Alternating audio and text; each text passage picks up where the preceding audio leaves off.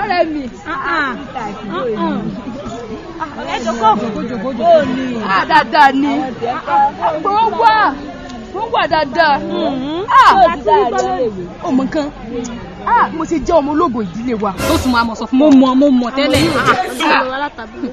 Àní àbúrò mi ó wá sọ́dọ̀ mi ó wá gbé assignment fún mi.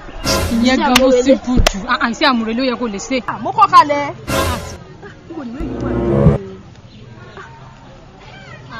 Tó le tó bá ní. Assignment wọn ó le púpọ̀ jù. Kí ni mí ní emulate? Ọ̀rẹ́ mi ò gbé ìbò.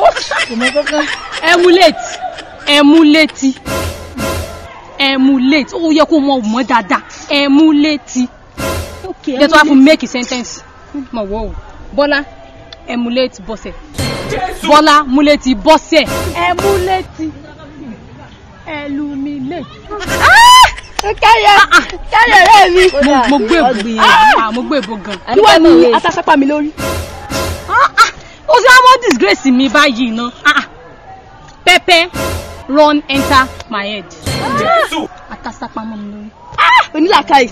Òtọ́ mi ń pọnmọ́ báyìí tó ti yẹ̀yà mi lẹ́nu. Yóò bá ìlú tó wá yé mi. Ajá sáré owó ń jóná. Wọ́n mọ̀ yìí. Ajá ń sáré. Dog is running. Owó ń jóná. Money is burning. Onílàkàyè. Àníkẹ́níkẹ́. Onílàkàyè bàjẹ́. Ó wà ní gudugudu méje yàyà mẹ́fà. Ó tiẹ̀ ti wá parí gbogbo ẹ̀ báyìí. Sórí àwọn èbó tí wọ́n bá ti nǹkan tó dáa wọ́n ní good.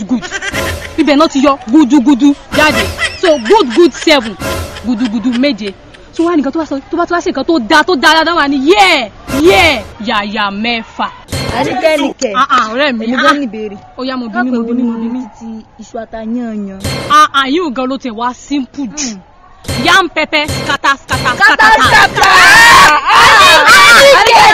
Lásán mo fi gbọ́ English ni mo gbé ìbò gan. Ọlọ́léèwé. Ọ̀pọ̀.